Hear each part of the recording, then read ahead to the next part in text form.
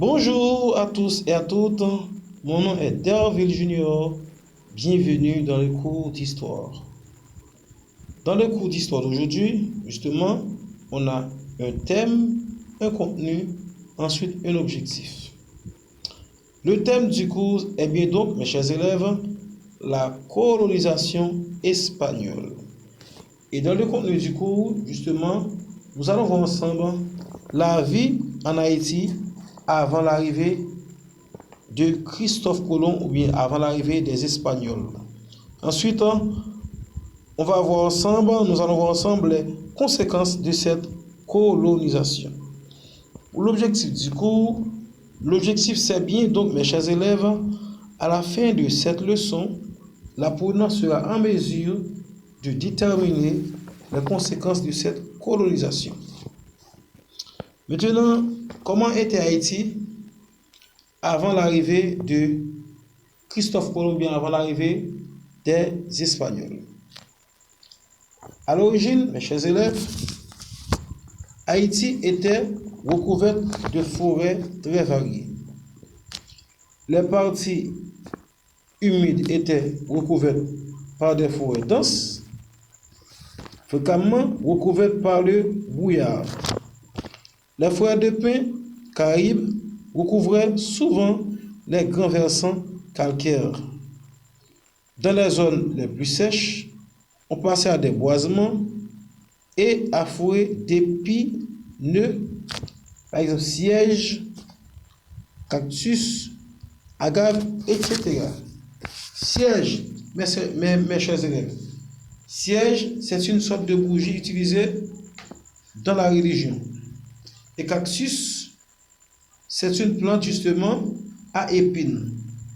Ensuite, agave, c'est une plante d'Amérique du Sud dont les feuilles contiennent un fil duquel on fait des cordes et de la grosse toile. Maintenant, comment étaient les habitants de l'île?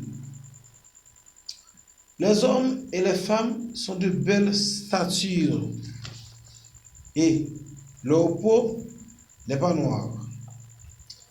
Il est vrai que se peignent les uns en noir, les autres d'une autre couleur, mais la plupart en rouge. J'ai su qu'ils le faisaient afin que le soleil leur fasse moins mal. Leurs mœurs. Les Indiens d'Haïti aiment leur prochain comme eux-mêmes, ont le langage le plus doux, le plus affable du monde, et toujours rieur, tant il est vrai que cette race est aimable. Son avidité sociale et douce. Les faits. Maintenant, qu'arrivait-il? Le 6 décembre 1492,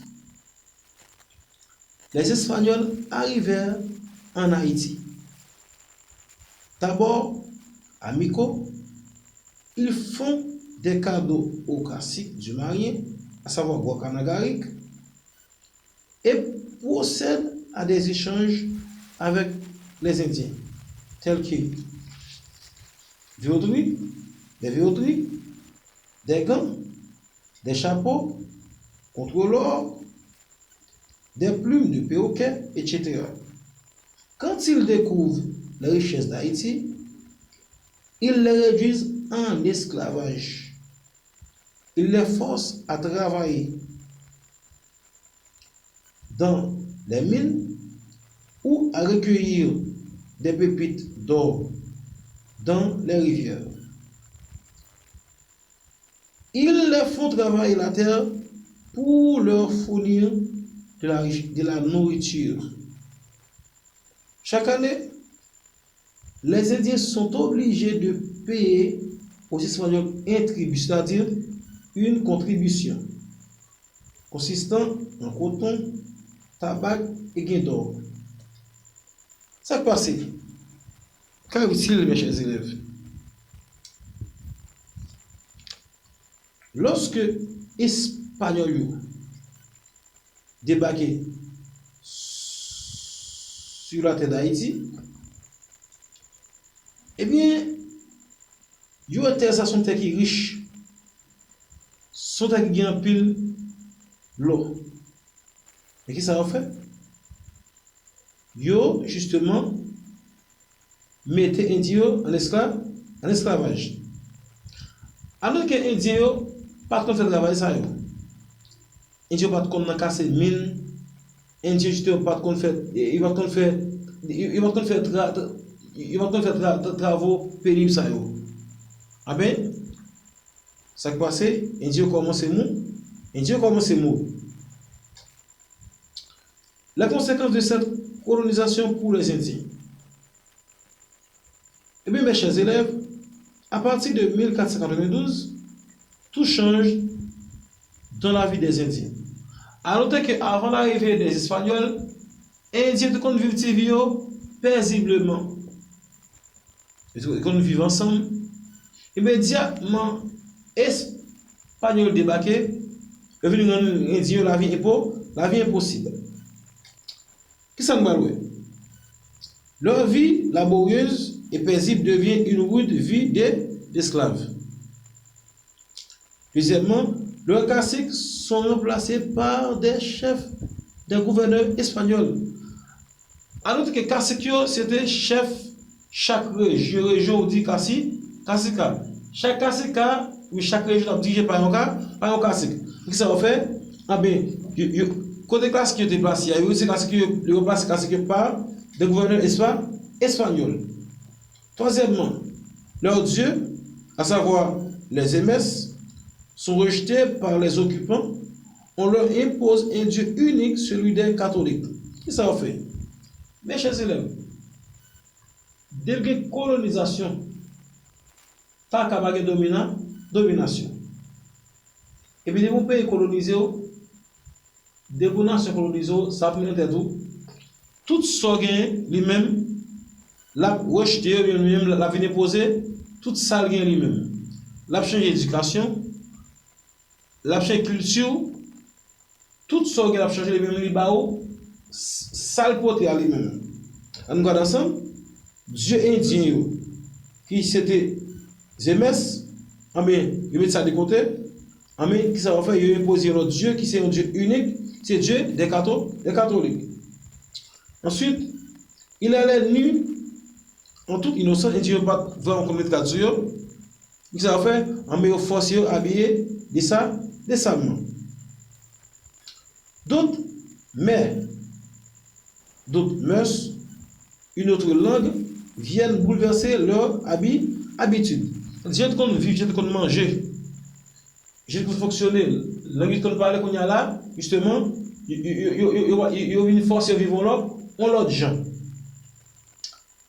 Les Indiens meurent par milliers de fatigue, de maladies transmises par les Espagnols. Beaucoup d'entre eux se suicident ou partent en pirogue vers d'autres îles.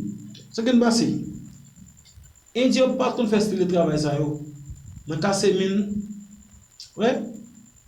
Les Indiens commencent à mourir par milliers. Et ensuite, ça qu'on fait tout, bel Indien, les Espagnols couchent avec eux. Amen. C'est que lorsqu'on a une transmission des maladies, mais il n'y a pas qu'à se porter qui même suicider, même tout est tête. Ensuite, il y a même le bras trop, le milieu de la gouvernement, normalement. Et mes chers élèves, en 1492, à l'arrivée de Colomb, la population, c'est-à-dire avant l'arrivée de Christophe Colomb, la population de l'île était estimée à environ 1 million d'habitants. 25 ans plus tard, soit en 1517, il n'en restait plus que milieu. Avant l'arrivée justement des Espagnols en Haïti, et quand il y a un Indien qui a vécu sous terre, ça c'était 1 million. Eh bien, normalement, chers élèves, 25 ans plus tard, ou une jeune justement, pas plus que 1 million. Pas de plus que 1 millier qui vivent sous terre ça. Parce que plus fort indien film mourir. Maintenant, mes chers élèves, et on va passer à l'évaluation. Pour voir justement si voir ce que vous avez appris, pour voir justement si la leçon a été bien retenue ou bien assimilée. Choisis la bonne réponse. Numéro 1. Les Espagnols arrivent en Haïti, petit A, le 6 décembre 1492, petit B, le 7 décembre 1492, petit C, le 8 décembre 1492. Ensuite, petit D, le 9 décembre 1492. Quelle est la bonne réponse? La bonne réponse est bien donc, mes chers élèves, petit A, le 6 décembre 1492. Numéro 2.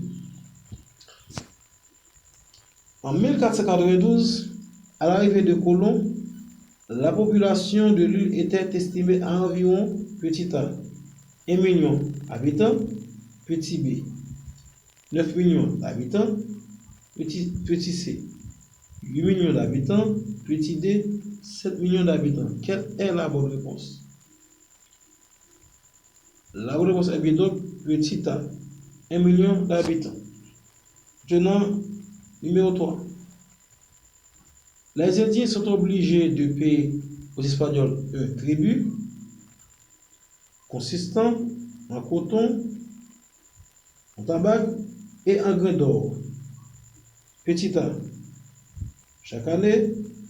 Petit B, chaque mois. Petit C, chaque semaine. Quelle est la bonne réponse? La bonne réponse est bien donc, mes chers élèves, petit A. Numéro 4. Les Indiens étaient des hommes à peau. Petit A, rouge. Petit B, noir. Petit C, blanche. Quelle est la bonne réponse?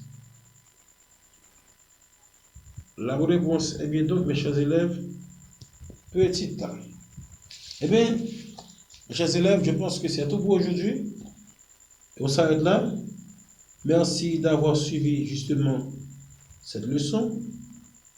Je vous donne rendez-vous pour un prochain cours. À bientôt.